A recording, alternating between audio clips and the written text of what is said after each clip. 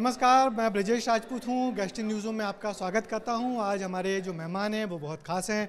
वो है मध्य प्रदेश सरकार के कैबिनेट मंत्री राकेश सिंह जी। राकेश सिंह जी, आपका बहुत बहुत स्वागत है। धन्यवाद, नमस्कार। राकेश सिंह जी, हमारा ये खास प्रोग्राम है। इसका मकसद ये होता है कि हम जो हमारे मेहमान हैं जो सरकार चलाते हैं उनको अपना न्यूज़ रूम दिखाएं और बताएं कि हम जर्नलिस्ट कैसे काम करते हैं और न्यूज़ रूम कैसे काम करता है। इसके पहले आप किसी न्यूज़ चैनल्स में आए हैं? बहुत बार बहुत सारे न्यूज़ चैनल्स के स्टूडियो में जाने का अवसर मिला, लेकिन सबके अपने अलग अलग तरह के अनुभव होते हैं और हर बार कुछ नया देखने और समझने को मिलता है। हाँ, तो क्या उम्मीद करते हैं आप मीडिया से? कैसे रिश्ते रहे आपके?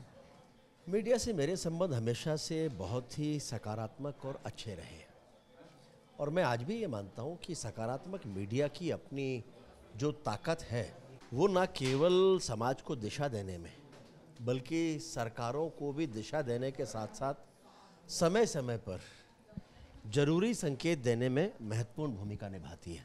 और इसलिए मीडिया को देश में जो चौथा स्तंभ कहा जाता है वो यूं ही नहीं कहा जाता। मगर जब मीडिया आपके विभागों की आलोचना करती है, सड़कों की, गड्ढों की, तो उसको किस रूप में लेते हैं, कैसा लगता है? मैंने कहा कि सकारात्मक भूमिका। सकारात्मक भूमिका से मतलब ये नहीं कि केवल पक्ष की बात हो। अगर वो शिकायत वो वास्तव में सही है और वो शिकायत हमको लाभ पहुंचाने वाली है, हमको चेताने और जगाने वाली है, तो वो सकारात्मक है। मैं हमेशा जब भी कोई ऐसी खबरें चर्चा में आती हैं या मुझ तक पहुंचती हैं तो मैं हमेशा उसको गंभीरता से लेता हूं। उस पर मैं विभाग में बातचीत भी करता हूं और कोशिश होती है कि जिस विषय को लेकर वो खबर आई है उसका निराकरण हो और अगर उसमें कुछ सच्चाई है तो उस पर तेज़ी से कार्रवाई हो और सच्चाई ना हो तो संबंधित व्यक्ति तक ये बात जरूर पहुंचे कि उस शिकायत में सच्चाई नहीं थी। क्या बात है। बस इतना ही चाहता है मीडिया की जो हम बताएं उसको सरकारें गंभीरता से लें और उस पर कार्रवाई करें।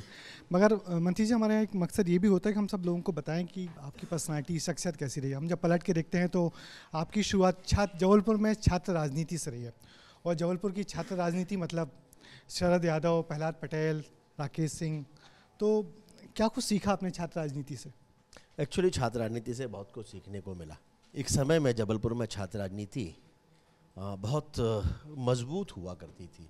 मजबूत से मतलब है कि उस समय छात्रों से जुड़े हुए विषय वही आंदोलन का आधार हुआ करते थे, ना कि पार्टी पॉलिटिक्स। और उसको लेकर निसंदेह शरद यादव जी जबलपुर की छात्र राजनीति में एक बहुत बड़ा नाम रहे। ऐसे और भी बहुत सारे नाम थे जो छात्र राजनीति में महत्वपूर्ण स्थान रखते थे। बहुत कुछ वहाँ से सीखते सीखते संघर्षों का दौर, कुछ पाने का, कुछ खोने का दौर, लेकिन उस सब के साथ साथ एक जो अनुभव होता है वो बहुत महत्वपूर्ण है। मगर जबलपुर की जो छात्र राजनीति की हम बात करें तो बड़ी मारपीट आरपीट की भी होती, तो आप लोग भी उस सब झंझटों में पड़े कि नहीं?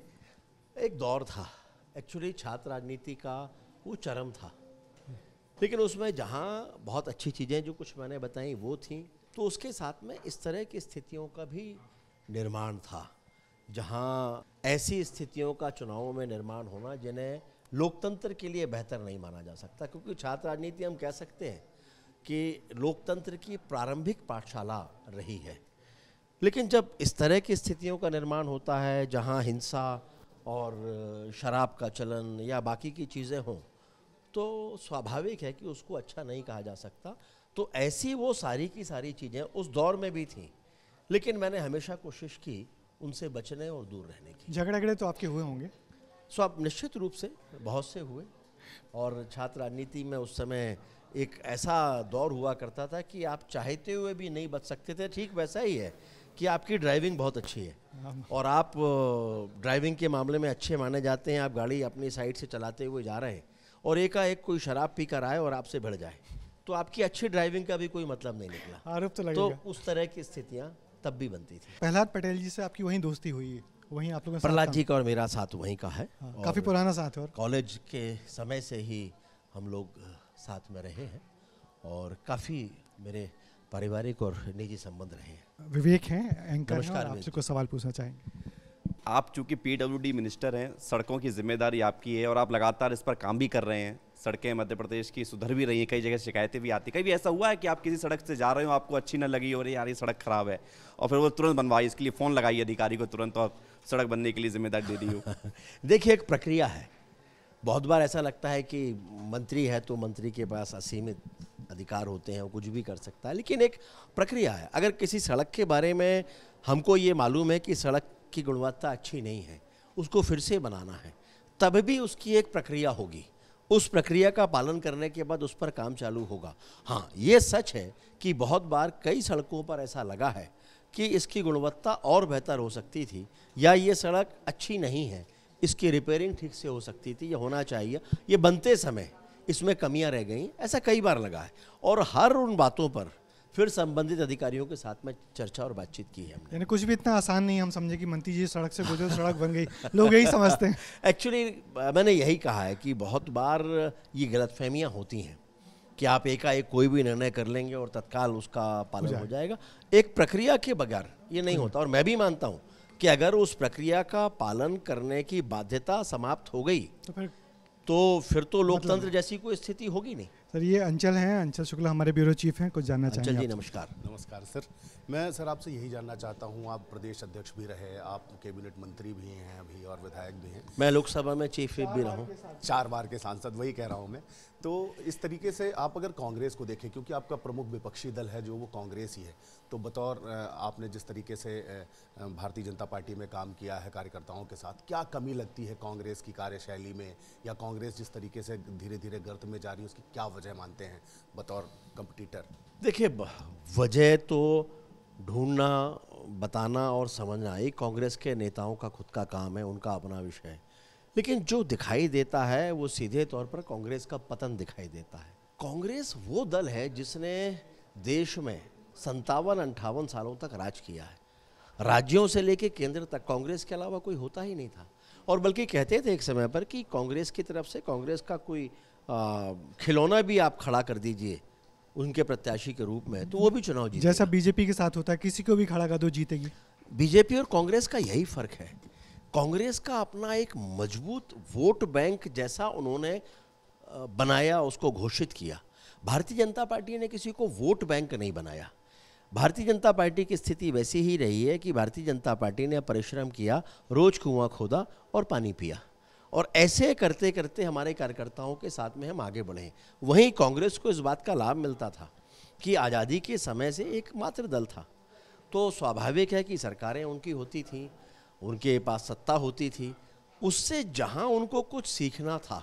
आखिरकार क्या वजह थी कि महात्मा गांधी जी ने भी उस समय ये कहा था कि अब कांग्रेस को समाप्त कर देना चाहिए, तो उसके पीछे उनको दिखता था कि आने वाले समय में किस तरह की विकृतियों का जन्म होने वाला है।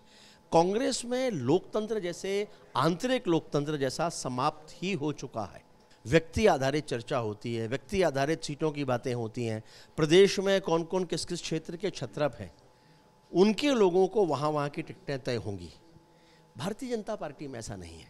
भारतीय जनता पार्टी में व्यक्तियों को ये साबित करना पड़ता है कि वो इस योग्य हैं, और नेतृत्व तो उसके आधार पर निर्णय। सर, ये सोनिया है। हाँ, नमस्कार सोनिया भी सोनिया जी। आपको जानना चाहती हैं। सर, आप उन सौभाग्यशाली पिताओं में से हैं जिनकी 2 बेटियां हैं, तो मेरे पिताजी भी मुझे समय नहीं दे पाते, तो मैं आपसे ये जानना चाहूँगी, राजनीतिक के चलते चलते आप अपनी बेटियों को कितना समय दे पाते हैं?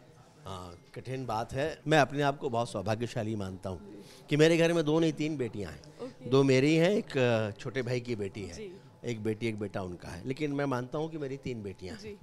तो बेटियाँ बहुत प्यारी होती हैं, और मैं तो कहूँ कि मेरी ताकत है मेरी बेटियाँ, मेरे लिए गर्व का कारण है मेरी बेटियाँ।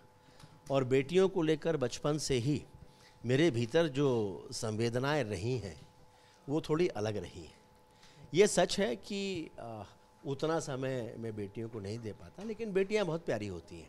समझदार बेटियाँ होती हैं कभी शिकायत नहीं करती। हाँ, समझदार होती है। बेटियाँ ये चिंता करती हैं कि पिता की दिनचर्या क्या है, उसके अनुसार पिता परेशान ना हो, तो उसके अनुसार वो स्वयं ढलती हैं।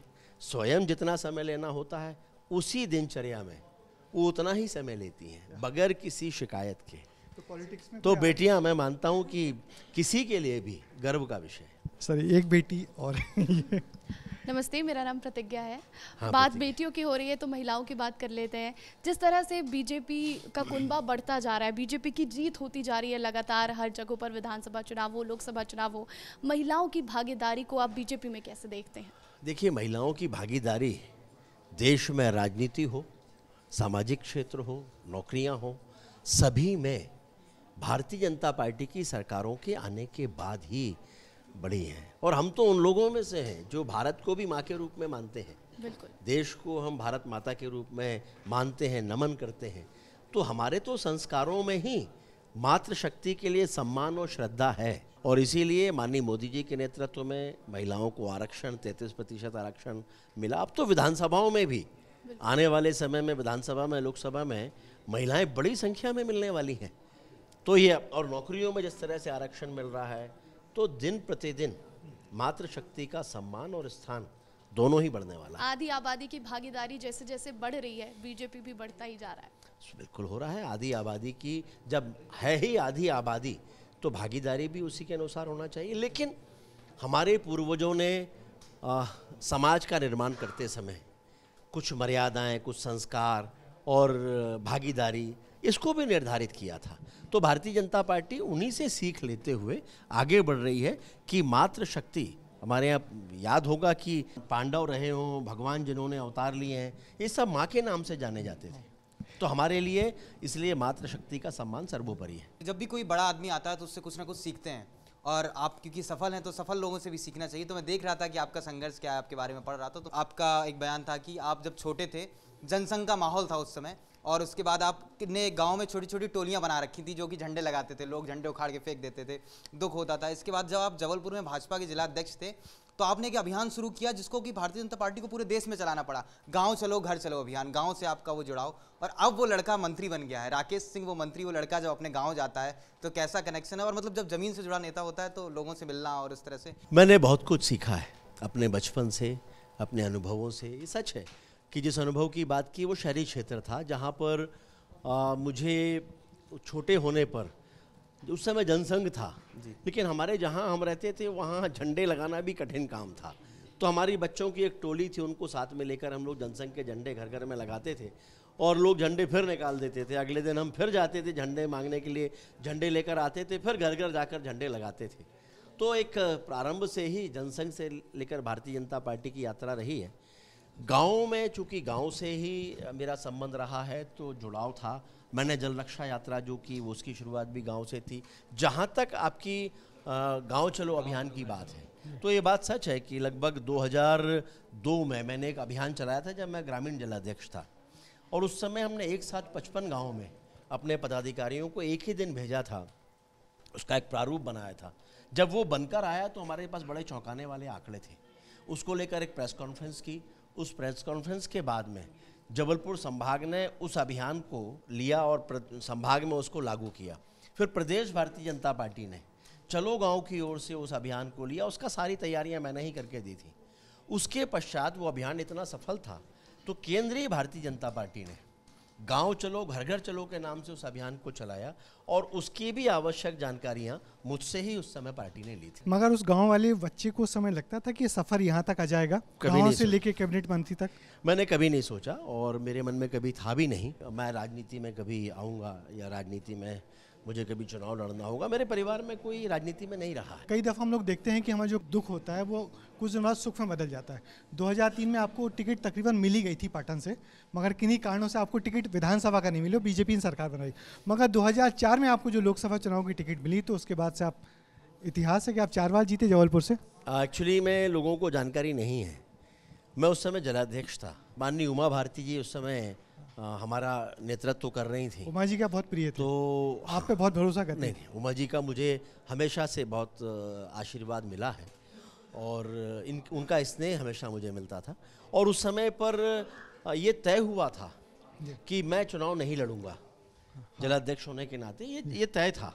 लेकिन अचानक चुनाव समिति में मुझे पाटन विधानसभा क्षेत्र से मुझे बताया गया कि आपका सिंगल नाम तय हुआ है। तो मुझे आश्चर्य हुआ, क्योंकि मैंने जो 4 सीटें अपनी तरफ से बनाकर दी थी कि उनकी स्थिति क्या रहने वाली है। उसमें पाटन मैंने हारने वाली सीट में लिख कर दिया था कि ये सीट हम हारेंगे, 3 हम जीतेंगे, और उसके कारण क्या है ये भी मैंने बताया था।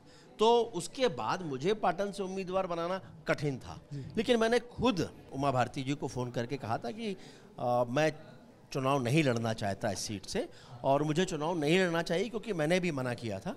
और मुझे खुशी है कहते हुए कि उनने इस भावना का सम्मान भी किया था, और उन्होंने खुद भी कहा था कि चूंकि सारे लोगों ने एकमत होकर तुम्हारे नाम पे सहमति दे दी, अन्यथा मैं भी नहीं चाहती थी। और बाद में केंद्रीय चुनाव समिति के सामने जाने के पहले ही आवश्यक चर्चाएं हुई और फिर समिति ने मेरा नाम वहाँ से हटा दिया। एक सा छोटा सवाल ये सुमित भी करेंगे। सर, धीरेन्द्र शास्त्री जी की पदयात्रा से आप अभी आए हैं लौटकर, सनातन की बात करते हैं, हिंदू को एक करने के लिए निकले हुए हैं। बीजेपी किस तरीके से सोचती है इन यात्राओं के बारे में? हालांकि कांग्रेस ये कह रही है कि ये बीजेपी की सुनियोजित यात्रा है, बीजेपी के लिए यात्रा निकाल रहे हैं वो। कांग्रेस दिशाहीन हो चुकी है, भ्रमित है जी। कांग्रेस ने कभी जनता की नब्ज को समझने की कोशिश नहीं की, और गलती उनकी नहीं है जी। उनका जो नेतृत्व है वो सनातन और हिंदुत्व के विरोध वाला है। उन्हें मालूम ही नहीं है, चुनाव का समय आता है तो उन्हें पता नहीं होता कि जनेऊ पहनना कैसे, लेकिन जनेऊ पहन लेते हैं। बीजेपी को भी लगता है कि हिंदुओं को अभी एक तो होने की जरूरत है। चुनाव आता है तब वो त्रिपुंड लगा लेते हैं, मंदिरों में जाना शुरू कर देते हैं, चुनाव के बाद वो भूल जाते हैं। तो इसलिए पूरी पार्टी ही, उनके एक बहुत प्रमुख नेता ने दिल्ली में मुझसे एक बार कहा था कि घाटी में यानी कश्मीर में, वो कश्मीर से संबंध रखते थे, कांग्रेस के ही थे, कि कश्मीर में थोड़े समय के बाद हिंदू म्यूजियम में रखने लायक हो जाएंगे, हो सकते हैं तो बचा लीजिए। तो मैंने उनसे कहा कि आपकी सरकार है और आप मुझसे कह रहे हो? तो उन्होंने कहा कि राकेश जी, अगर हम अपनी पार्टी में ये बात कह सकते तो हम कहते, अगर आज मैं ये बात कह दूंगा तो कल मैं यहाँ चुनकर नहीं आऊंगा। सर, ये तो बात कांग्रेस की हो गई, लेकिन बीजेपी क्या सोचती है? क्या अभी जातवाद में बटा हुआ है हिंदू, उसको एक होने की जरूरत है? भारतीय जनता पार्टी ने प्रारंभ से ही जी देश की बहुसंख्यक जनता की भावनाओं का सम्मान किया है, लेकिन इसका मतलब ये नहीं है कि बाकी सबका अपमान किया है। लेकिन हिंदुत्व या सनातन भारत का गौरव है, भारत की मर्यादा है, भारतीय संस्कृति को आगे लेकर चलने वाला विचार है। और इसलिए हमेशा से हम लोग ये कहते हैं कि जब हिंदुत्व या सनातन होता है तो दूसरे धर्मों की भी रक्षा होती है। और इतिहास गवाह है कि हिंदू बतौर हिंदू किसी पर आक्रमण नहीं किया, किसी दूसरे धर्म को नष्ट करने की कोशिश नहीं की, सबको समेटा है, सबको संरक्षण दिया है, सबको साथ लेकर चलने का प्रयास किया है। लेकिन जब जब बात आती है हिंदुत्व पर प्रहार की, तो कांग्रेस वो कोई भी अवसर नहीं छोड़ती जब साधु संतों का अपमान कर हो या देश में बहुसंख्यक जनता की भावनाओं का अपमान हो। कांग्रेस ऐसा देवी देवताओं का अपमान से लेकर कोई भी मौका हाथ से नहीं जाने देती जहां हिंदुओं की भावनाओं को चोट पहुंचे। मंत्री जी, हमारा ये स्टूडियो है और हमने आपके लिए कुछ फोटो भी सजाई हैं आपके। आपने अच्छी तैयारी की है। सर देखिए, वो सामने आपको दिख रहा है टेलीप्रॉम्प्टर? हाँ, ये सामने हाँ, तो स्क्रीन आप दिख रही वो है। जो है वो पढ़ के बताइए। तो मुझे हाँ, शुरुआत आपको- करनी जी, है। आपको शुरुआत करनी। नमस्कार, मैं हूं राकेश सिंह और आप देख रहे हैं विस्तार न्यूज़। और इस समय ब्रजेश राजपूत जी मुझे स्टूडियो में लेकर आए हैं, मुझसे चर्चा कर रहे हैं, और एक कठिन परिस्थिति में उन्होंने अपनी कुर्सी पर मुझे लाकर बैठा दिया है, जहां मैं बैठकर ऐसा महसूस कर रहा हूं कि यहाँ बैठकर जनप्रतिनिधियों से बहुत सारे सवाल किए जा सकते हैं। वो सवाल कई बार उन्हें अच्छे लगें या अच्छे ना लगें, उन परिस्थितियों में भी उनको वहाँ बैठकर जवाब देना होता है। तो यहाँ बैठकर मैं गौरवान्वित महसूस कर रहा हूँ। चलिए सर, बहुत बहुत शुक्रिया। हमारे साथ आपने जो कहा है सवाल पूछ सकते हैं, तो सवाल पूछने के लिए कुछ लोग हैं, प्रसून है ये सर। आप संगठन के मुखिया भी रहे, पार्टी के मुखिया भी रहे और सरकार में भी हैं, तो वो जो दोनों का सामंजस्य होता है कार्यकर्ताओं और सरकार के बीच का, उसको आप कैसे देखते हैं? भारतीय जनता पार्टी के कार्यकर्ता के लिए कठिन काम नहीं है, क्योंकि भारतीय जनता पार्टी के कार्यकर्ता ने वैचारिक रूप से यही सीखा और समझा होता है कि उसकी जो भी गतिविधि है वो अगर मंत्री है तब भी कार्यकर्ता है, संगठन में काम कर रहा है तब भी कार्यकर्ता है।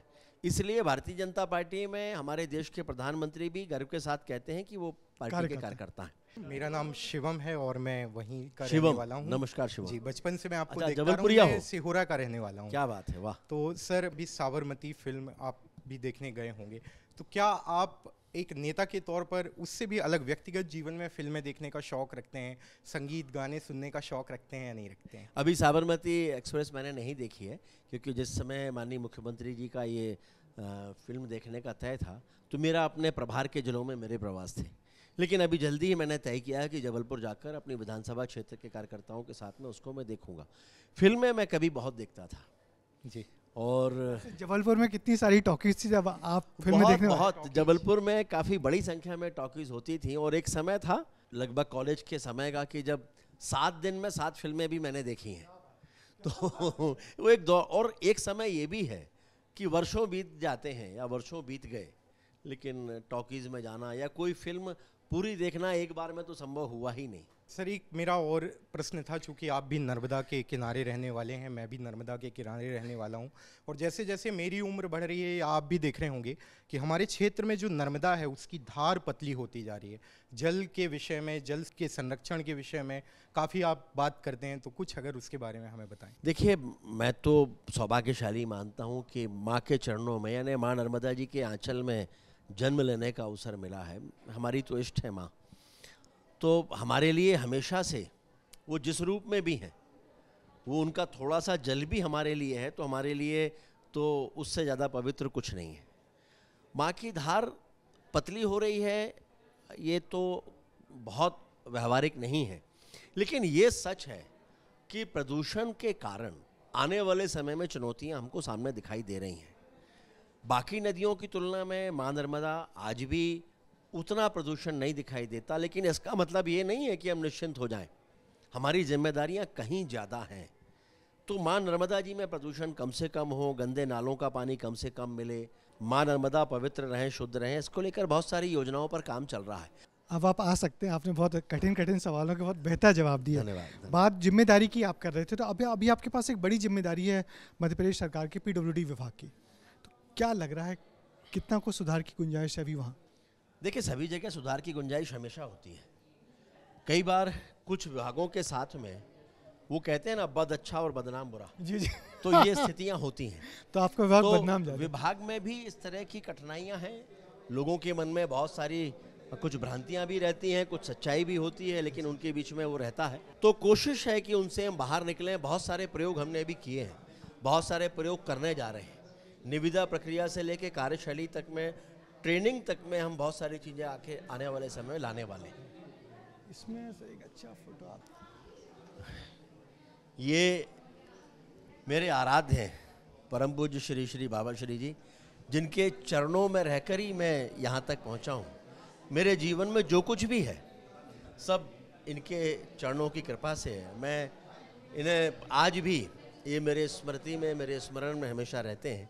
मेरे उपास्य, मेरे आराध्य, मेरे भगवान, मैं सब कुछ इनको मानता हूँ। क्या बात है। इन्होंने आपको सात्विक रहना सिखाया। हमने आपके दोस्तों से पूछा कि राकेश जी के बारे में कुछ कहिए, तो उन्होंने कहा बहुत सात्विक हैं वो, नहीं, लहसुन प्याज कुछ भी नहीं खाते आप। इनके चरणों में जाकर ही मैंने जीवन पद्धति को सीखा है, और इनके कृपा से ही लहसुन प्याज, मांसाहार, शराब तो दूर की बात है, इन सारी चीज़ों से मैं और मेरा परिवार बचे हैं।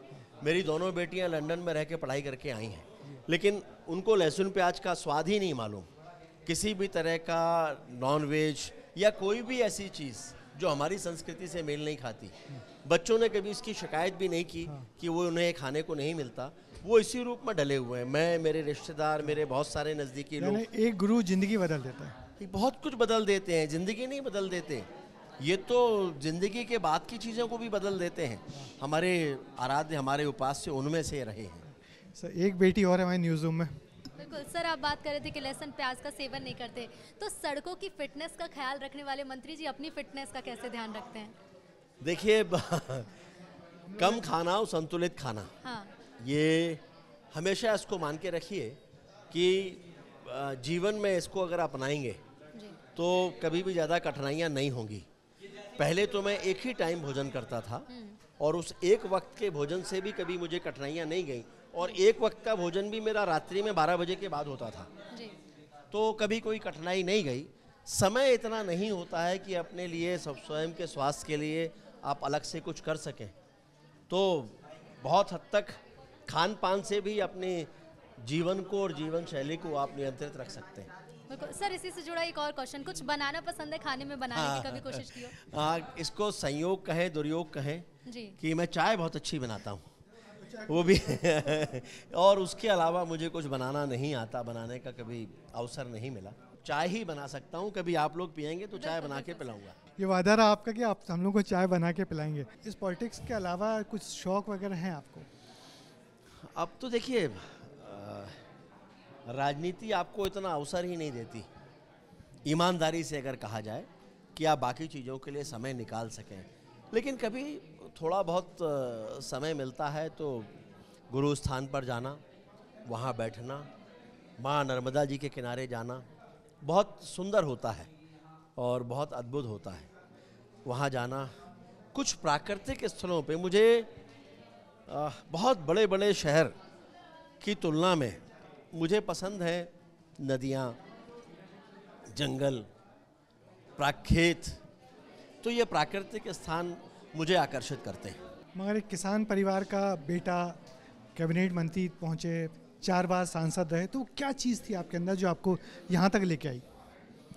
मैं ये मानता हूँ कि उसके लिए मैं ऋणी हूँ भारतीय जनता पार्टी का, भारतीय जनता पार्टी के नेतृत्व का, जिन्होंने मुझे ये अवसर दिया।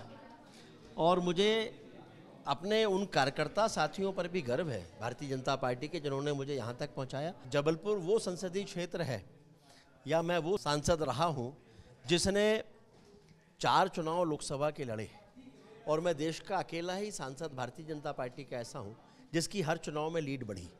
तो मैं ये मानता हूँ उसमें मेरा अपना कुछ है ऐसा नहीं है, ये जनता का प्यार, भारतीय जनता पार्टी के कार्यकर्ताओं का परिश्रम और इन सब से बढ़कर नेतृत्व का, भारतीय जनता पार्टी के शीर्ष नेतृत्व का आशीर्वाद। तो ये सब मिला जुला कर इस तरह की स्थितियां बनती हैं जिसके कारण मैं यहाँ आज खड़ा हूँ। मंत्री जी, आपको बहुत बहुत धन्यवाद, आपने इतना वक्त हमारे साथ बिताया और इतनी खुल के तमाम सारी बातें की, और आप उन खुशनसीब लोगों में से हैं जिनको जबलपुर की जनता का प्यार मिलता है और जो आप लगातार जीत रहे हैं। 4 बार लोकसभा का चुनाव, 1 बार विधानसभा का चुनाव। तो भगवान आपको और ऐसी सफलताएं दें। बहुत बहुत शुक्रिया आपका। बहुत बहुत धन्यवाद। आपसे खुलकर बातें हुई, स्टूडियो में आपने अवसर दिया, अपनी सीट पर भी मुझे बैठाया, तो आपका बहुत धन्यवाद। आपके सभी साथियों को बहुत आभार और धन्यवाद। चलिए, बहुत बहुत शुक्रिया आपका। ये थे हमारे साथ इस बार के गेस्ट राकेश सिंह जी। अगली बार आपको फिर किसी और शख्सियत से मिलवाएंगे, तब तक के लिए मुझे दीजिए इजाज़त। नमस्कार।